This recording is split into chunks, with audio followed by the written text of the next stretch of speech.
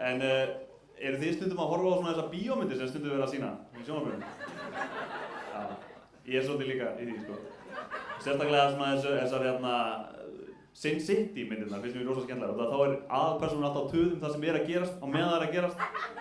Svona, Goldie's dead, I've been framed, the cops are in on it og eitthvað svona, sko. Nema ég gerir þetta svolítið líka, sko. Nema þegar ég að segja frá því sem gerist fyrir mig, þá vantar svona þessa dýpt og kvikmyndatólið sem sem svolítið í bíómyndunum, sko. Og ég ætla að framkalla það núna á gítarinn minn og segja frá mínum degi og mínum ævintýrum, gjörðu svo vel.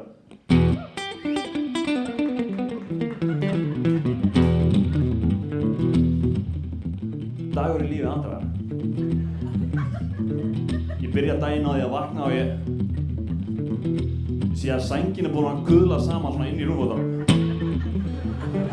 Þetta ekki eitt af þessum tilfellum sem þetta að laga með því að hrista sængina bara eitthvað svona til, sko. Nei. Það þarf að búa þetta allt upp á nýtt, sko. Og ég nenni því ekki, og mér kalt.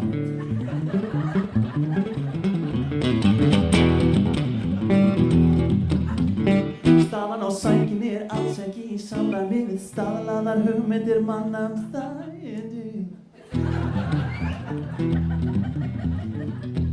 Nú hann svangur.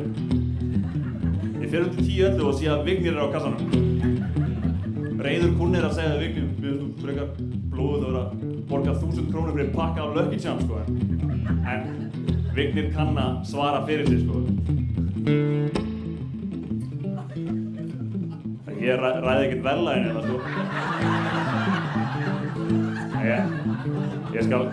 Ég skal samt svona koma þess á framfæri.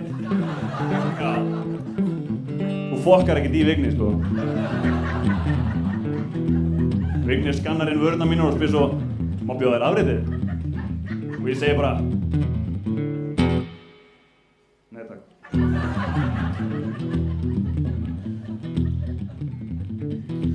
Ég sný mér aftur á Vignir til að spyrja hann hvort ég megi nota örbylgjuofninn. En Vignir einu skrifa undan mér og hann nikkar bara svona til minn áður en ég næ að segja neitt. Innsæi. Svona öðlast menn vaktstjóratitilinn. Hey Vignir, stilltu þig, ég vil ekki afritið, ég held frekar illa heimilisbókhaldið.